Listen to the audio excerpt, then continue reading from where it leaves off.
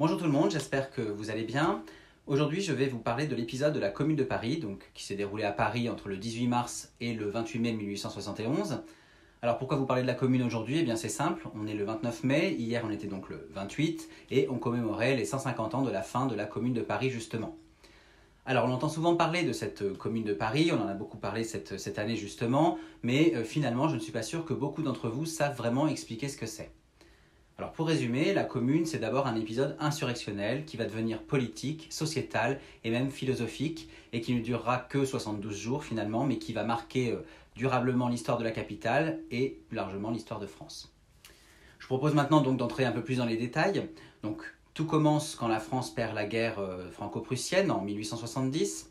Cette défaite va précipiter la chute du Second Empire de Napoléon III et va instaurer la Troisième République le 4 septembre 1870 sous l'impulsion des républicains et notamment d'un certain Gambetta. Mais en réalité, la situation du nouveau régime républicain reste très précaire puisque le nord de la France est envahi par les Prussiens et Paris est rapidement tenu en état de siège. Gambetta, qui est alors ministre de l'Intérieur, va s'enfuir en montgolfière pour gagner Tours, puis ensuite Bordeaux où le gouvernement s'est réfugié et les Parisiens vont se retrouver seuls face aux privations. La nourriture est rationnée, les queues s'allongent devant les magasins et la famine s'installe. On va abattre des chevaux, on va même manger du chat, du chien ou des rats. Sachez qu'on trouve même des boucheries canines. Alors je sais que ce n'est pas très ragoûtant, bien sûr, mais il faut comprendre que la population est dans un état très critique. Dans certains restaurants, on va même jusqu'à servir les animaux de la ménagerie du Jardin des Plantes qui vont être sacrifiés. On sert donc du chameau, de l'antilope ou même de l'éléphant. Pendant cette période, les maladies vont se développer et la mortalité va même doubler à Paris. Finalement, le 18 janvier 1871, l'Allemagne proclame son unité au château de Versailles et le 26 janvier, l'armistice est signé.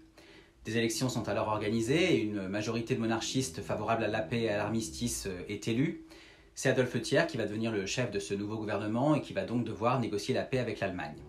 Pour information, Adolphe Thiers est un ancien ministre du roi Louis-Philippe Ier qui a régné de 1830 à 1848, donc avant le Second Empire. Et au final, la France doit payer l'Allemagne et doit abandonner l'Alsace et la Lorraine. Paris et ses 2 millions d'habitants républicains qui se sont battus, qui ont souffert durant le siège de la capitale, refusent la défaite et refusent aussi la paix qu'ils jugent humiliante.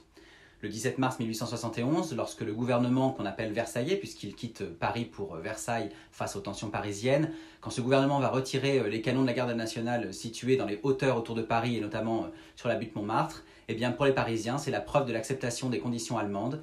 Les habitants de plusieurs quartiers comme Montmartre justement se sentent désarmés et le 18 mars, ils vont s'insurger et ils vont finir par tuer un général versaillais. Cette révolte marque alors le début de l'épisode de la Commune de Paris et par la suite, le 26 mars 1871, les Parisiens décident de faire sécession et un conseil de la Commune de Paris est élu pour former un contre-gouvernement composé de républicains et d'ouvriers.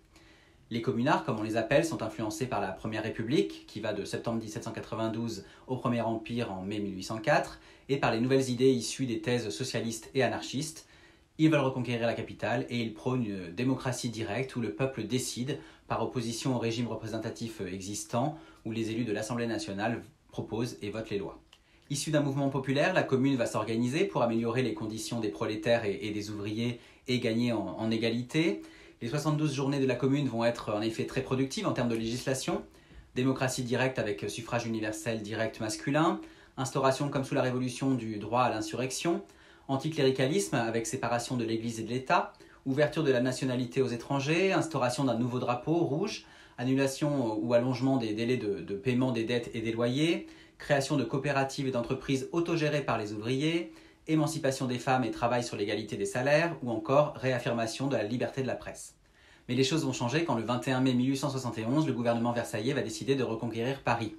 C'est le début de ce qu'on a appelé après la semaine sanglante. 20 000 communards sont tués, contre 1000 soldats versaillais et 500 otages qui seront exécutés par les communards, dont beaucoup d'hommes d'église. Par ailleurs, outre de nombreux immeubles, des monuments emblématiques de Paris vont être détruits ou incendiés.